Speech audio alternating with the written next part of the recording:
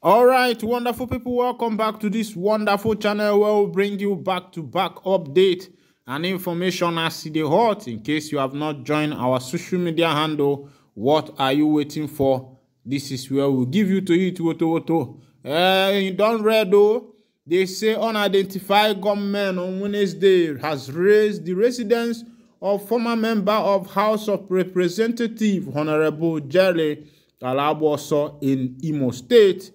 Pay attention as I will bring you the full detail of this information. But before I go straight to that information, I will advise all the politicians, please, if you happen to have opportunity to enter office, create job opportunities for the youths. Don't use this youth as talk for politics, and at the end of everything, you expect to see something good. Because politicians are also the cause of their own problem. Meanwhile, let's go down to the information as it is hot. I'm sorry that the house of this former House of Representative house was razed down, burnt down, but I will also advise them to do the needful when they have opportunity to be in that office. They say Alaboso had represented Olu Osu Oru East Federal Constituency in the Green Chambers for 12 years. A source in the community said the gunmen who stormed the residence in Ihite, Nansa, Osu local government area, ensured it was raised before leaving, while the former lawmaker was not at home when the gunmen stormed. His security man who succeeded in escaping was said to have been injured. The incident has thrown the community into panic and apprehension. The state police public relations officer Henry Okoye, who confirmed the attack, said investigation had been launched. The commissioner of police condemned this disturbingly in totality and has ordered an investigation manhunt for the arsonists. More so, optimal security operatives of the Joint Task Force have been deployed in Osu to prevent similar occurrence. Certainly, we will apprehend the hoodlums that are involved and they will be made to face the full wrath of the law, the police spokesperson stated. This one now for Ihitenansa, this one they happen for Osu local government area. And the person where be said that they talk about, they say he has represented Olu, represented Osu and Oru for about 12 years in the Green Chambers. But another question I want to ask here is, what has he achieved after spending dunking 12 years in the Green Chamber? What has he actually achieved? How has he affected the youth? How has he affected the people? How has he affected his community? How has he affected those who are living around him? That's why they say eat alone and dine alone. Now, as it stands now, I think the politicians should start looking more into ways to help the youth.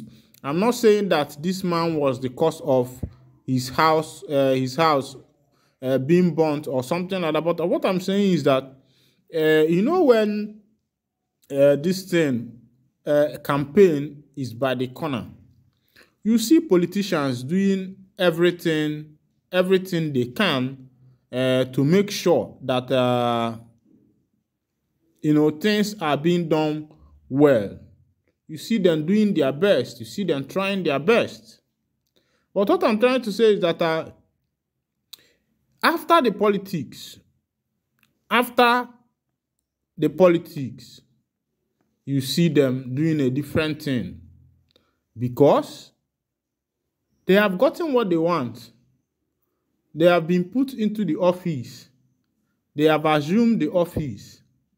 And because they have assumed the office, you find out that they will not change. Some of them tend look at what happened in Rivers State the other day during the last election, where talks and everything we are doing undo.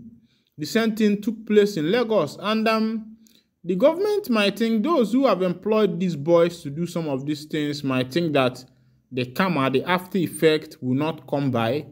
But let's give it years, let's give it time, let's give it more time. You see the after effect of using youth as thugs when it comes to politics. You see it surfacing.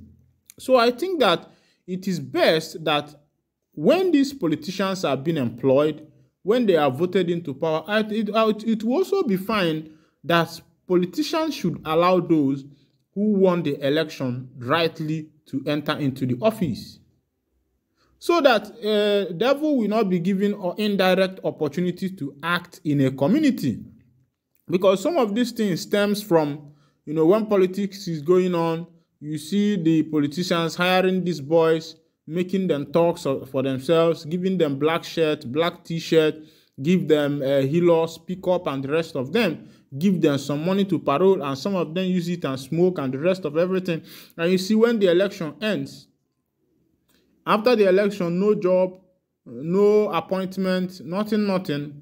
And these people, you see them living like thugs, and already they have become used to the life of thugs.